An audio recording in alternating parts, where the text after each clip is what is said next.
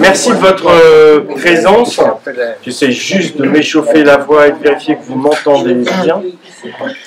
Monsieur le maire, cher président, mesdames, messieurs les membres du conseil d'administration de l'EHPAD de Malétroit, mesdames et messieurs les responsables de pôle, les professionnels de santé qui sont présents aujourd'hui, mesdames, messieurs les résidents, merci et leurs familles, merci de votre présence aujourd'hui. C'est la deuxième cérémonie des vœux après le Covid, puisqu'on a eu une période d'absence, ça nous manquait, la galette, la remise des petites cérémonies pour les retraités. Maintenant, on est revenu dans un rythme à peu près normal. En tout cas, je veux exprimer au nom de l'établissement et en mon nom personnel des vœux véritablement chaleureux, de santé, de bonheur, pour vous et pour vos proches, en un mot, plein de belles choses pour vous tous, pour 2024. Je tiens aussi à remercier et témoigner toute ma reconnaissance, rendre un hommage appuyé à l'ensemble des équipes hospitalières, aux bénévoles et aux associations. Ils sont nombreuses les associations et nombreux les bénévoles à intervenir et à animer notre structure. C'est sans doute le signe d'un dynamisme associatif de la commune. En tout cas, vous jouez un rôle tout à fait important pour nous et surtout pour les résidents. Merci pour votre engagement constant au service du prendre soin. Alors, je laisserai Erwan Privat évoquer les faits marquants de 2023. Comme des fois, c'est pas toujours intéressant ce qu'il raconte le directeur, on vous a mis en projection les moments forts du groupement hospitalier auquel l'EHPAD de Malétroit appartient. C'est un choix, président, que vous avez fait il y a plusieurs années. Et donc, c'est quand même, ce sera à mon rôle aujourd'hui vous dire les actions prévues dans le groupement. Et puis Erwan, il vous dira plus précisément ce qui va se passer, ce qui s'est passé à Malétroit en 2023 et ce qui se passera en 2024. Donc je vais plutôt évoquer les projets du groupement dans un contexte qui est particulièrement, on l'évoquait en aparté, président, vous y reviendrez probablement, un contexte économique et financier qui pèse sur nos structures médico-sociales, avec l'inflation, l'énergie, les denrées alimentaires, tout ça pèse sur nos budgets de manière assez significative.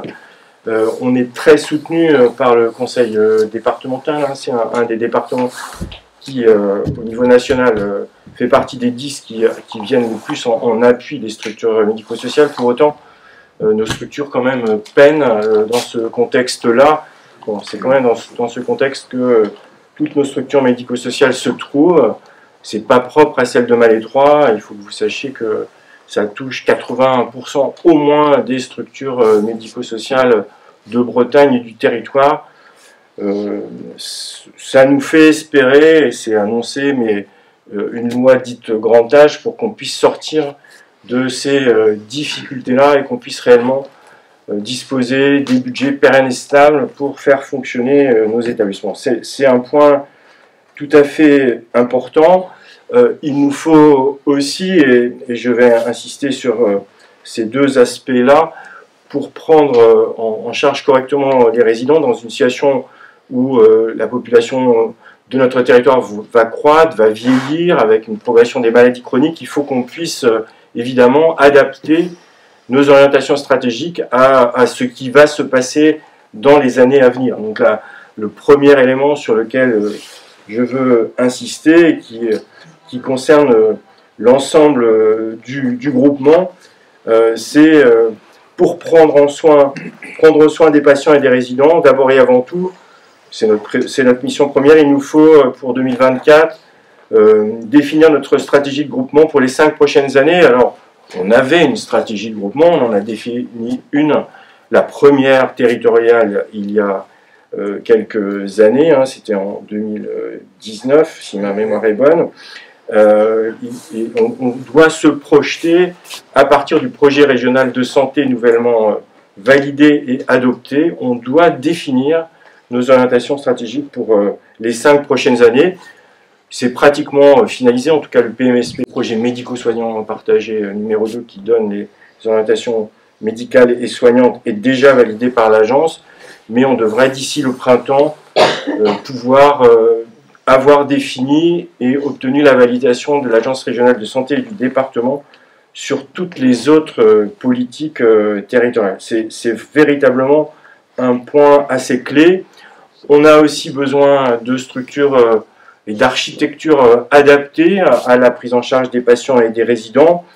Bon, Malais 3 a bénéficié d'un certain nombre de réhabilitations il y a quelques années. On a malgré tout, Erwan l'évoquera sans doute, quelques projets complémentaires d'investissement, mais pas très structurels. On en a par contre les plus importants à proximité Pleuhermel et sur l'établissement support à Vannes, avec des négociations en cours avec le niveau national, dont on espère qu'elles aboutissent dans le courant de l'année 2024. Malais 3 va être concerné très tôt par le dossier patient informatisé. On a choisi un dossier commun à toutes les structures sanitaires publiques du territoire. L'informatique est devenue un élément, vous le vivez tous, un élément clé, et avoir le même dossier patient informatisé, qu'on soit dans une structure médico-sociale ou sanitaire, pour que les informations dans la prise en soin circulent bien, c'est un élément déterminant. Et donc, on commence par le secteur médico-social et on commence par Malais 3, je crois, après le PSM Morbihan qui disposait déjà de ce dispositif-là, et on va déployer ça sur 2024-2025. Voilà, ces éléments-là sont assez structurants. On est à la première marche d'un nouveau cycle d'engagement. Moi, je voulais partager ça avec vous. C'est l'occasion de repartir sur des orientations, des projets, des financements, et dans ce moment difficile sur le plan financier, c'est important qu'on puisse caler tout ça. On aura probablement des échanges avec nos autorités de tutelle, de façon à ce qu'on vous donne, on est nous en tant que gestionnaire, mais on vous donne surtout de la visibilité sur ces aspects-là. Bon, prendre soin des patients et des résidents, je viens de le dire, c'est avoir des financements, c'est avoir la bonne stratégie, c'est engager les investissements nécessaires, c'est probablement d'abord et avant tout, et un certain nombre d'entre vous auraient peut-être commencé à ma place le discours dans l'autre sens, c'est s'appuyer sur les indispensables ressources humaines, c'est-à-dire nos professionnels de santé. C'est-à-dire qu'on peut avoir tous les moyens financiers, toutes les structures adaptées qu'on veut.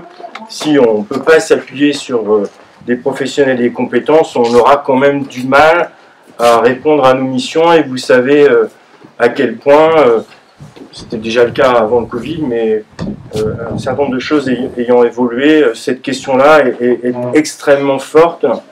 Elle est forte dans le secteur sanitaire, elle est forte dans d'autres secteurs de l'économie. Trouver des professionnels aujourd'hui est probablement un élément assez déterminant. Pour déployer notre ambition, il convient de considérer les évolutions et les attentes des professionnels qui ont probablement été accentuées. En tout cas, c'est l'impression qu'on a une espèce d'accélération, on évoquait tout à l'heure, des attentes de nos professionnels.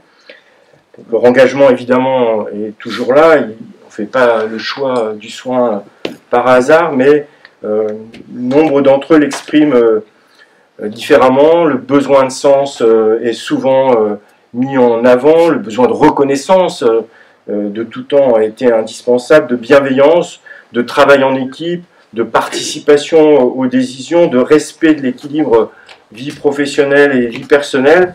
Donc moins de lignes hiérarchiques et plus de travailler ensemble en quelque sorte. Je pense que c'est ce qui oblige les responsables, les managers, les encadrants, mais est l'attente des professionnels. Donc on a commencé à partir ce qu'on appelait avant un questionnaire de satisfaction, dénommé un baromètre social, essayer de comprendre les attentes de nos professionnels et puis à partir de là, de changer nos modes de fonctionnement et de management. Donc on aura parmi les politiques que j'évoquais tout à l'heure un projet managérial renouvelé, probablement différent, parce que les attentes sont différentes de ce qu'on a pu faire les précédentes années. On travaille à avoir une cartographie de nos pôles, de nos organisations de services un peu différentes, pour qu'on soit un peu plus opérationnel pour porter ce projet important. On aura des nouveaux contrats de pôle avec beaucoup de délégations de gestion. Entendez par là, derrière ce mot barbare, laisser plus de place aux acteurs de terrain dans les décisions. Il y a des attentes fortes par rapport à ça, et probablement les bonnes décisions, les bonnes suggestions, elles sont au plus près des patients et des résidents. Donc on va essayer de mettre en place, et dans le secteur médico-social, sous l'impulsion d'Erwan et de l'encadrement, on expérimente pas mal de manières nouvelles de travailler qui irriguent et vont nous servir pour le déployer sur l'ensemble de nos 6 structures, en tout cas les 6 que je dirige dans le groupement, qui en comporte 7 au total. Donc, et puis on va continuer d'intégrer les professionnels. Donc ça, vous avez vu dans la presse, récemment, on a signé un certain nombre d'accords avec nos représentants du personnel pour attirer les professionnels, c'est important, mais les fidéliser, c'est aussi, et c'est sans doute éviter qu'ils n'aillent voir ailleurs si l'herbe est plus verte. C'est probablement par là qu'il faut commencer.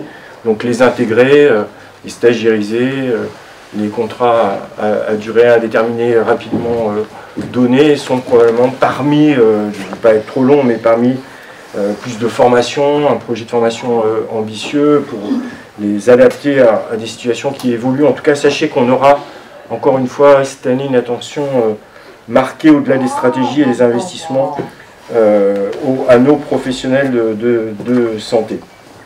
Donc voilà, en résumé, moyens financiers, orientation stratégique, autorisation et financement nécessaires à la mise en œuvre, un projet managérial, une gouvernance renouvelée, ça fait une belle feuille de route pour 2024, nous semble-t-il.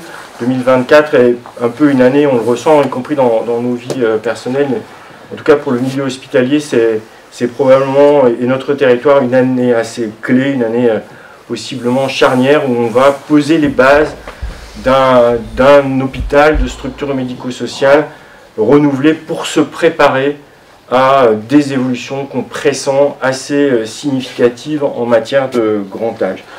Moi, je suis plutôt confiant, je sais pouvoir compter sur l'engagement de chacun. Erwan vous dira à quel point on a fait de belles choses ensemble tout au long de l'année. Il y a de l'intelligence collective dans notre groupement, d'indispensables soutiens politiques qui seront probablement nécessaires pour faire face à ces difficultés-là, pour déployer le projet de prendre soin, qui est l'ambition de notre territoire de santé. Merci de votre attention, essayez d'être le plus court possible, mais ces messages sont assez forts. Merci de votre présence, de votre attention, plein de belles choses pour vous, et à nouveau mes meilleurs voeux pour 2024. Merci beaucoup.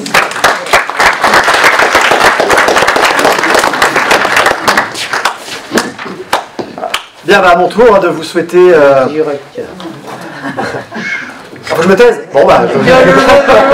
Je réfléchis. Ah oui. D'abord à vous, je commencer. Mais après, ça sera votre tour. Oui. On vous laissera faire un petit discours après. Après, ça sera le vôtre. Sinon, on est encore là à 20h. Je vois qu'il y a des candidats pour prendre la place du directeur de site. On voit qu'il y a déjà de la participation. Oui. Mais on va laisser. Bon, j'essaie quand même, comme à chaque fois, de prendre la parole. Et bonjour à toutes et à tous. Comme l'a dit M. Couturier, c'est un grand plaisir de vous retrouver pour cette nouvelle année, pour la cérémonie des vœux, pour célébrer les départs en retraite dans quelques minutes. Alors, on retrouve effectivement notre rythme habituel après des années difficiles. C'est le symbole, on espère tous que la situation va continuer de s'améliorer sur le front des épidémies. Il y en a toujours, mais je crois qu'aujourd'hui, on y fait face de manière collective, de manière la plus satisfaisante, la plus ouverte possible, et qu'on est beaucoup plus prêt et armé aujourd'hui qu'on l'était il y a quelques années. 2023 a encore une fois été une année de tous les défis, et je pense qu'on peut utiliser ce mot-là. Comme M. Couturier l'a dit, là aussi, comme beaucoup d'EHPAD, trop nombreux EHPAD du territoire, mais au-delà, les trois doivent faire face à une multitude de difficultés et de tensions. Des tensions sur les ressources humaines, elles sont toujours là. avec des difficultés récurrentes de recrutement. Alors c'est vrai pour nous, hein, mais c'est vrai pour les structures médico-sociales du territoire, c'est vrai au-delà, je pense, hein, pour les entreprises, et il faut faire face à ça, et ça pèse bien sûr sur le quotidien. Les tensions financières, toujours plus pressantes, qui fragilisent notre gestion au quotidien, nous amènent à faire des choix, fragilisent notre capacité à investir, évidemment, des tensions sur nos dispositifs. Comment on arrive à maintenir la qualité de l'accompagnement qui est proposé au quotidien. Elle est reconnue sur Malais 3, les professionnels sont engagés. C'est vrai au sein de l'EHPAD, c'est vrai au domicile. Comment on fait pour garder ce niveau de qualité dans cette période d'incertitude et d'inquiétude? Pour autant, Malais 3, l'EHPAD de Malais 3 continue à répondre à ces défis. Sur le plan des ressources humaines, en poursuivant notre stratégie de fidélisation et d'attractivité, on en a déjà parlé, ce qu'on appelle les lignes directrices de gestion, qui sont plus incitatives, qui visent à attirer de nouveaux professionnels, à fidéliser plus rapidement les professionnels par des CDI proposés plus rapidement, des évolutions de carrière qui sont facilitées, avec un accent fort qui est mis sur le médico-social. La signature du protocole d'intégration et de promotion professionnelle avec les représentants du personnel, la CFDT, qui a permis, sur 2023, la mise en stage de 16 professionnels. Malais 3, 130 professionnels, 16 parmi eux ont pu être mis en stage sur 2023, ce qui va leur donner à terme l'accès au statut de titulaire de la fonction publique hospitalière. Sur le plan financier ensuite, il faut malheureusement insister un peu là-dessus cette année. On est dans une situation de très grande tension sur la trésorerie. On est accompagné, soutenu par le conseil départemental et l'agence régionale de santé. On a mis en place un changement de mode de facturation au mois de décembre, facturation à terme à échoir, qui nous a permis de redonner un petit peu d'air. Je voulais remercier les familles, les résidents pour leur compréhension face à ce changement. Il a généré une période de transition avec un mois facturé et un autre qui est venu rapidement après. On a pu compter sur la compréhension de chacun, essayer d'accompagner les quelques situations individuelles qui le nécessitaient. Les tarifs d'hébergement qui continuent à évoluer en corrélation avec l'inflation, avec l'augmentation globale des coûts, c'est bien sûr des efforts pour chacune d'entre vous. Pour le conseil départemental, ça a été dit, qui nous accompagne. 2024 sera de nouveau une année avec une augmentation très sensible des tarifs hébergement à Malais 3, mais comme sur l'ensemble des EHPAD du Morbihan. Là aussi, je ne peux que remercier les familles, les résidents qui doivent assumer cette augmentation des coûts, comme chacun d'entre vous, chacun d'entre nous dans la vie de tous les jours. Sur le plan de la qualité, c'est quand même notre préoccupation première, malgré toutes ces tensions, je l'ai dit. Les formations individuelles, les formations collectives se poursuivent. La formation grand âge dont j'avais parlé l'année dernière a continué de se décliner. On a essayé de poursuivre les temps de réflexion, les espaces de discussion sur le travail qui se développent pour favoriser la coordination, les échanges, améliorer les pratiques toujours. Je dois citer l'équipe de nuit, notamment, qui a démarré une expérimentation sur une nouvelle organisation qui vise à toujours plus individualiser les accompagnements en respectant les rythmes et les habitudes de chacun. Dit comme ça paraît simple. Dans la vraie vie, sur le terrain, ça nécessite de bousculer des habitudes, de bousculer des fonctionnements, de se coordonner avec les équipes de jour. Et c'est une vraie belle initiative là qui a démarré il y a quelques semaines. On a maintenu notre activité à un niveau élevé, toujours, malgré tous les aléas dont j'ai déjà parlé, ce qui démontre, je crois, que l'établissement conserve son attractivité sur le territoire et conserve cette confiance de la part des habitants de la commune et au-delà, et c'est le signe de cet engagement des professionnels au quotidien. Je fais vite. Il faut également souligner que 2023 a été marqué par une dynamique tout à fait nouvelle et forte autour de l'animation et de l'implication des familles. À partir des membres des conseils de vie sociale, qui a été renouvelé cette année, et notamment de M. Le Breton, son président, des actions au bénéfice direct des résidents se sont mises en place. On est sorti du cadre traditionnel du conseil de vie sociale et de ses 4 réunions par an pour mettre en place des choses spontanées qui viennent directement animer le quotidien. La cafétéria, qui s'est mise en place, qui continue à se développer. Les promenades du mercredi, qui je crois sont devenues un rendez-vous incontournable. Bientôt une bourse aux vêtements, on peut l'annoncer. Il n'y a plus de choix, il faut la faire. Bref, autant d'actions qui viennent égayer le quotidien de la résidence. De nombreuses familles ont rejoint notre équipe de bénévoles et apportent, je l'ai dit, cette joie de vivre, de l'animation au sein de la résidence. Je pense qu'il faut leur dire un grand merci, un grand bravo pour ces initiatives, pour ces actions, et je souhaite vraiment qu'elles se poursuivent sur 2024. Je vais remercier Anne, notre animatrice, qui coordonne tout cela de manière remarquable et contribue à ce que ça devienne une vraie richesse et une vraie force pour l'EHPAD de Malétroit. En 2024, on va être dans la continuité du côté des défis. Les incertitudes sont toujours fortes, mais notre volonté, je crois, j'en suis convaincu, notre capacité à y faire face sont également toujours là.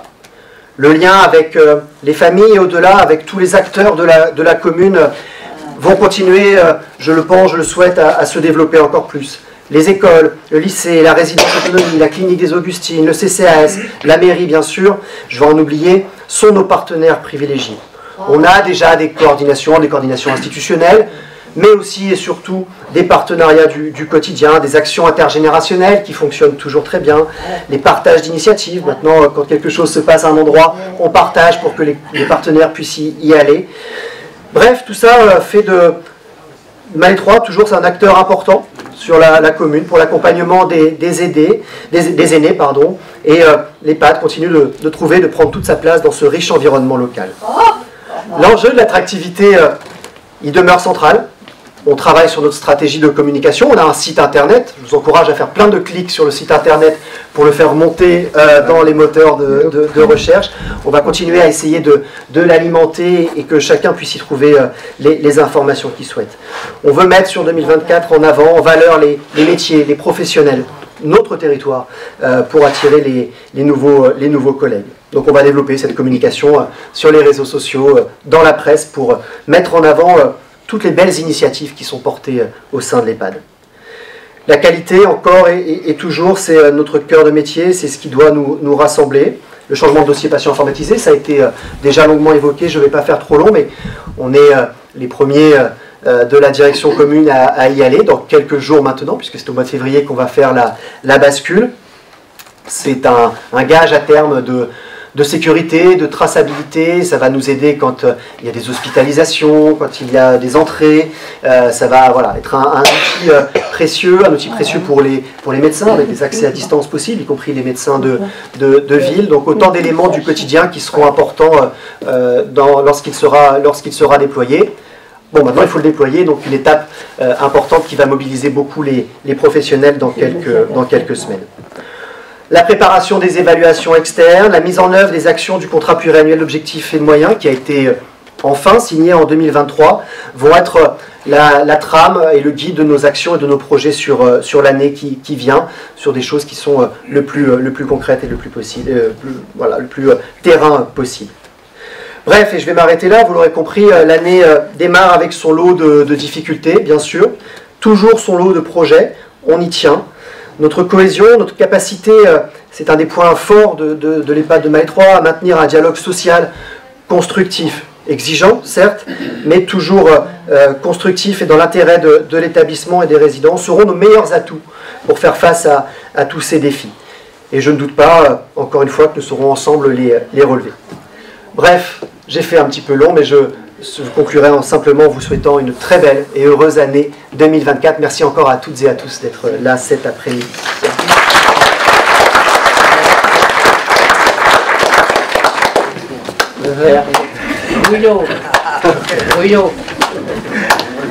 C'est le discours d'après, le vote. J'ai connu ses parents. On va tout savoir. Vous nous direz après. Vous nous direz après. Oui. Monsieur le directeur général du groupement hospitalier Brocéliande-Atlantique, Monsieur Couturier, Monsieur le directeur délégué, Mesdames, Messieurs les représentants des usagers, Mesdames, Messieurs les membres du conseil d'administration de l'établissement, Mesdames, Messieurs les membres du personnel, Mesdames, Messieurs, chers collègues et chers amis, c'est avec un vrai plaisir que je vous présente aujourd'hui, au nom du conseil d'administration de l'EHPAD de Malétroit, nos vœux les plus chaleureux pour l'année 2024. Nous sommes ravis de partager ce moment avec vous, une occasion spéciale pour exprimer nos vœux de bonheur et de santé. Bien sûr, tant pour vous que pour vos familles et vos proches. Et pour vous. La mission première de notre établissement reste inchangée. Comme vous l'avez dit à plusieurs reprises, garantir le bien-être des résidents, votre bien-être, cela va de soi. Notre mission est d'accueillir nos aînés dépendants dans le respect, de leur prodiguer des soins empreints de bienveillance et de les accompagner en tenant compte de leur singularité, en offrant autant que possible un accompagnement personnalisé. Dans cette mission, le personnel, chacun dans son domaine, s'investit pleinement. Je dis bien et je le souligne, s'investit pleinement. Je sais que vous vous impliquez dans vos fonctions et que vous contribuez toute l'année à la bonne marche de notre établissement. Il est important de témoigner notre reconnaissance pour le travail fourni par les uns et par les autres. Ce début d'année est l'occasion de le faire. Merci pour ce que vous faites au quotidien, pour les sourires que vous offrez et pour les moments d'humanité que vous partagez aussi tous les jours. N'oublions pas également le rôle indispensable des bénévoles qui viennent enrichir la vie de nos résidents, leur contribution, que ce soit lors d'activités ludiques, de visites ou de sorties régulières dans Valais 3, on s'aperçoit, apporte une dimension humaine supplémentaire à notre EHPAD. Merci à vous tous, merci à vous. Comme vous le disiez tout à l'heure, monsieur le directeur délégué, l'inflation que nous traversons actuellement a un impact sur les coûts de fonctionnement de notre établissement, comme dans tous les établissements. Je prends aussi l'exemple de la résidence autonomie senior qui est à côté, dont je préside aussi le CCAS. Cela a malheureusement entraîné une augmentation des tarifs. Nous comprenons très bien les préoccupations que cela suscite, en particulier en ces temps déjà difficiles. Nous sommes activement engagés avec l'Agence régionale de santé, l'ARS, et d'ailleurs je viens de renouveler mon invitation à la directrice générale de l'ARS Bretagne, Mme Noguera.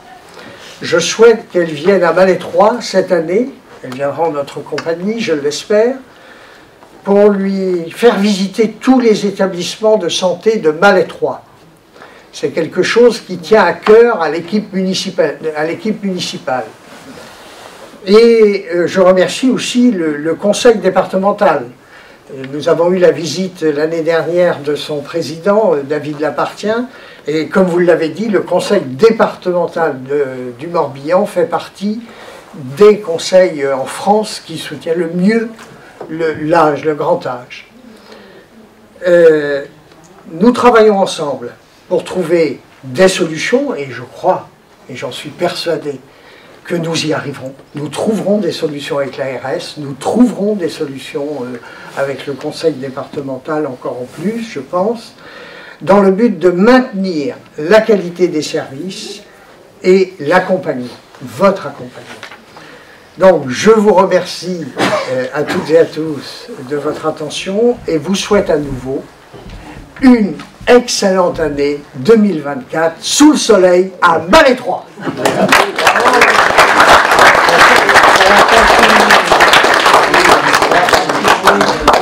Alors c'est pas encore tout de suite la galette, il y a une petite cérémonie qui se poursuit. Il y a une table du Ricama. Et là, il y a 2024. J'étais viré, tu vois.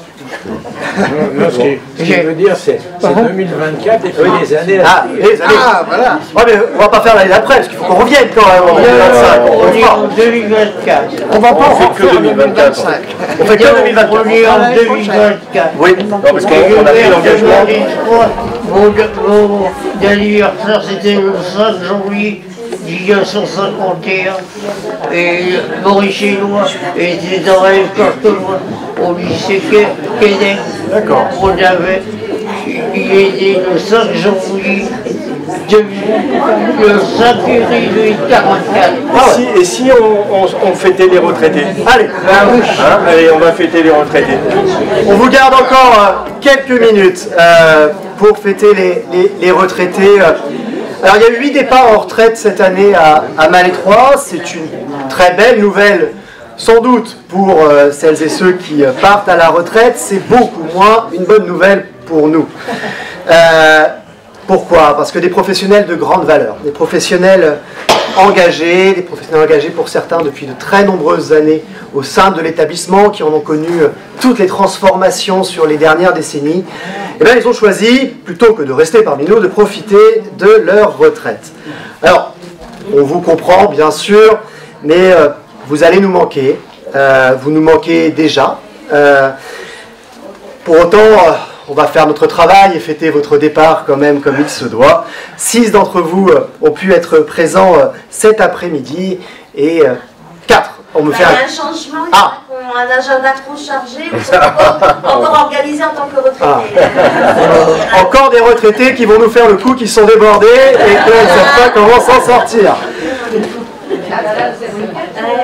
Bon, alors je vais tenter le coup et vous me ferez un signe quand la personne n'est pas là, Mme Gros-Valet. Mme Jiquel Odile.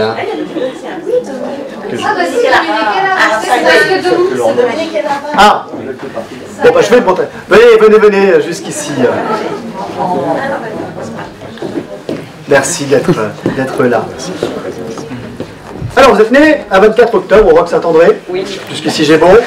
Et vous avez débuté votre carrière hospitalière à l'hôpital de Josselin, en qualité d'aide-soignante en 2002, date à laquelle le SIAD de Josselin a intégré la fonction publique hospitalière. Voilà. Vous avez à cette date déjà une expérience contractuelle de 13 années en qualité d'aide-soignante au service de soins à domicile de Josselin et Séran. Donc vous avez déjà connu à ce moment-là une première évolution du SIAD. Vous avez été stagiairisé en juillet 2002. Et puis vous avez muté à l'EHPAD de Malétroit en janvier 2020. Nouvelle évolution du SIAD, puisque le SIAD a intégré le giron de l'EHPAD de Malétroit avec la fusion des SIAD de Josselin et Malétroit. Et vous êtes resté depuis cette date affecté sur le site de Josselin, mais rattaché à Malétroit, et donc jusqu'à votre départ à la retraite. Vous avez donc fait valoir vos droits à la retraite le 1er avril, après une carrière hospitalière de 20 ans et 9 mois. Et on a tenu à me souligner que vous aviez toujours été reconnu pour votre grand professionnalisme, ce dont je crois nous devons vous remercier. Donc merci à vous, bravo à vous. Voilà. On peut mettre à contribution avec des fleurs qui vous sont remises. Monsieur Le Breton, vous nous aidez Oui, on va faire travailler Monsieur Le à Breton. passer des fleurs. Bah, j'ai pris l'habitude maintenant, hein. Je sais que quand il y a besoin de déplacer les choses, vous êtes là, donc... Est-ce que vous avez une couleur préférée?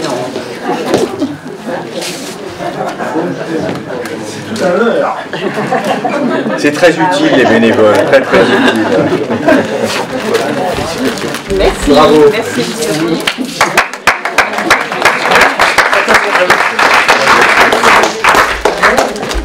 Merci, vous pouvez poser si vous voulez, pas les garder. On fera une photo à la fin avec les retraités. Voilà. Alors, Madame Le Guével, Martine. On peut l'applaudir Déjà l'applaudir. Pour l'encourager à nous rejoindre. Alors, vous êtes né un 21 avril à Malétroit. Jusque-là, c'est bon. Quand ça commence mal là, après c'est mal barré. Après. De 1984 à 1994, vous étiez ouvrière au sein de l'usine Doux-Galina à Séran. Et puis, changement de vie, changement de carrière, changement de destination, puisque vous avez suivi une formation d'aide-soignante au centre hospitalier spécialisé de Saint-Avé, et vous êtes diplômé le 9 décembre 1994. De janvier à avril 1995, vous avez exercé les fonctions d'aide-soignante au service de soins à domicile de Plouermel. Oui. Ah, non, pas deuxième feuille.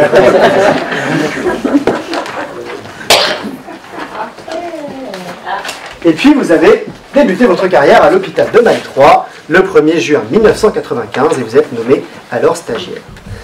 Vous êtes promu à la classe supérieure, c'était le minimum, en 2010, et vous avez fait valoir vos droits à la retraite le 1er juillet 2023 après une carrière hospitalière de 28 ans. Vous avez exercé vos fonctions au SIAD de Maille 3 pendant 13 ans, puis en EHPAD du SLD à compter du 1er octobre 2009. Et en 2018, le 1er avril, vous avez intégré l'UHR, unité d'hébergement renforcée, à la date d'ouverture de cette unité.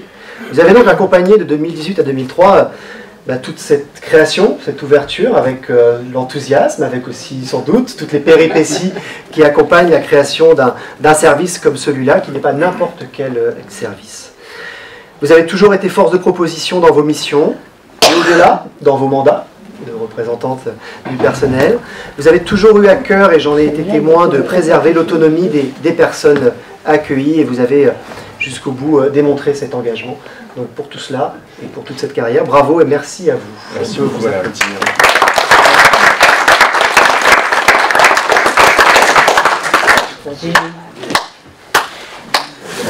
On applaudit le responsable du président du CDS. Celui qui a porté cela.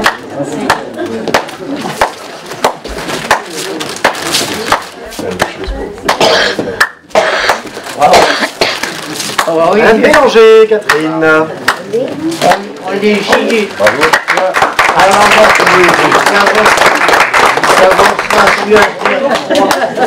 ça avancera sur FR3. Ça avancera sur FR3. Sur FR3, vous croyez? Bah écoutez, oui. c'est le minimum. Donc vous avez votre séjour. C'est filmé. C'est filmé. Et vous avez signé votre... votre premier contrat de travail à l'hôpital de Maille 3 le 17 août 1981. Oui. En tant que remplaçante pour les congés d'été. Comme quoi, on peut arriver l'été et puis enchaîner comme ça, sans qu'on le sache forcément quand on signe. Vous étiez alors agent des services hospitaliers. Et votre carrière hospitalière débute réellement le 1er décembre 1989. Les contrats vont se succéder jusqu'à fin décembre 1991. Et au 1er janvier 1992, vous êtes nommé stagiaire et employé en tant qu'aide-soignante à compter du 1er janvier 1993. Vous avez été promu classe supérieure en 2014 et vous avez fait valoir vos droits à la retraite le 1er juillet 2023 après une carrière hospitalière de 35 ans. Vous avez travaillé principalement en EHPAD, en USLD et à compter de 2010, l'équipe de nuit. Pour les 13 dernières années de votre longue et belle carrière. Vous êtes toujours investi dans les travaux de groupe tout au long de ces années-là. Vous avez contribué à ce qu'on évoquait tout à l'heure sur essayer d'améliorer le fonctionnement, les pratiques et poursuivre votre engagement auprès des résidents, bien sûr, après des années de jour, des années de nuit sur des rythmes différents. Donc pour tout cela, vous aussi, merci encore, bravo pour cette longue et belle carrière hospitalière et bien évidemment parmi nous. Bravo.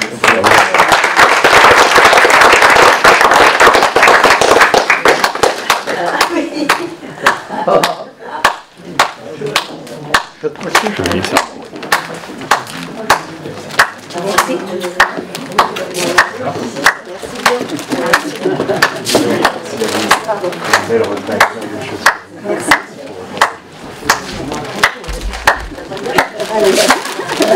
Monsieur Puot, Dominique. Monsieur On peut applaudir également.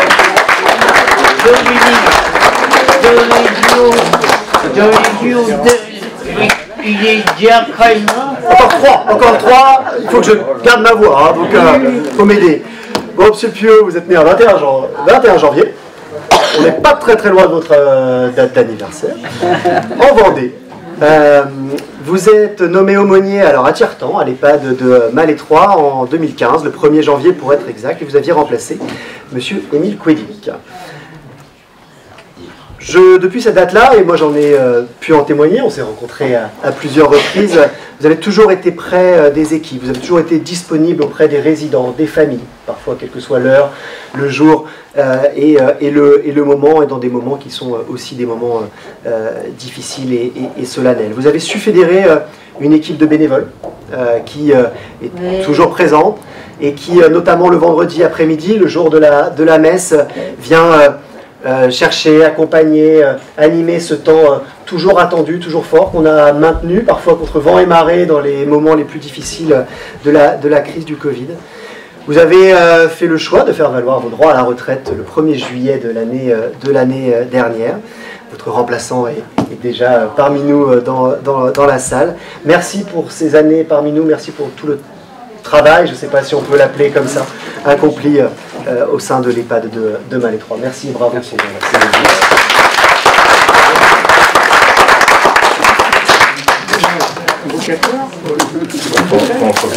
C'est rare que le directeur vous offre des fleurs.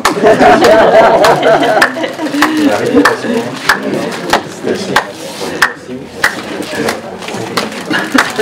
Madame Laurence Trégouette. Il faut l'applaudir. Il faut applaudir.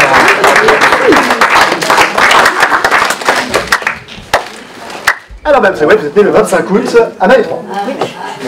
Vous avez signé votre premier contrat de travail à l'hôpital de Malétroit le 1er juillet 1987. En tant que remplaçante, vous aussi, pour des congés d'été. Donc, appel aux volontaires pour les congés d'été 2024. On peut arriver par ce biais-là et faire de très longues et très belles carrières au sein de l'établissement. Vous étiez à ce moment-là agent des services hospitaliers. Et puis, votre carrière hospitalière débute réellement le 1er janvier 1992. Vous avez été nommé stagiaire le 1er janvier de cette année et employé à ce moment-là en tant qu'agent des services hospitaliers. Première étape, vous obtenez votre certificat d'aptitude aux fonctions d'aide médico-psychologique, AMP, le 5 juin 1997. Vous ne vous arrêtez pas là, puisque ensuite vous enchaînez avec un diplôme professionnel d'aide-soignant que vous obtenez le 30 novembre 1999. C'est toujours bon? Oui, je pense. Bon. Vous avez principalement travaillé à l'unité de la Clairière et à l'accueil de jour. Et en 2022, le 1er janvier, vous avez choisi d'intégrer le CIRAC. Vous avez toujours été bienveillante, en tout cas c'est ce que l'on m'a dit, c'est ce que j'ai aussi pu voir dans ces années-là, bienveillante dans la prise en charge des résidents accueillis, mais également auprès de vos collègues de travail. Vous avez été promu, un petit peu, j'y reviens en arrière, en 2011 à la classe supérieure, et vous avez fait valoir vos droits à la retraite le 1er janvier 2024. Alors on s'est dit qu'on n'allait pas vous faire attendre un an pour célébrer votre départ, et ce départ à la retraite s'est passé après une carrière hospitalière de 30 ans et 6 mois. Vous êtes également présidente de l'Amicale, toujours présidente de l'Amicale, de l'EHPAD de Malétroit, et ce depuis le 1er janvier 2015. Et c'est un rôle qui est important, pour la cohésion de notre établissement, des professionnels, pour organiser des temps forts. Et merci aussi, au-delà de votre engagement professionnel, de votre métier d'aide-soignante, pour cet engagement-là dans l'Amicale, qui, je crois, fonctionne bien et met en place de belles choses, et travaille aussi avec le CHBA sur les spectacles de fin d'année, de Noël, qui sont de très beaux moments de partage. Donc bravo et merci pour cet engagement.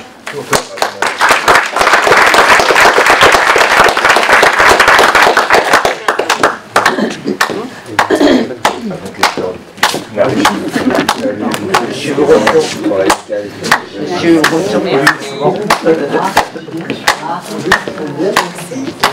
Et vous, vous êtes le président de l'EHPAD de Vin. Vous êtes le président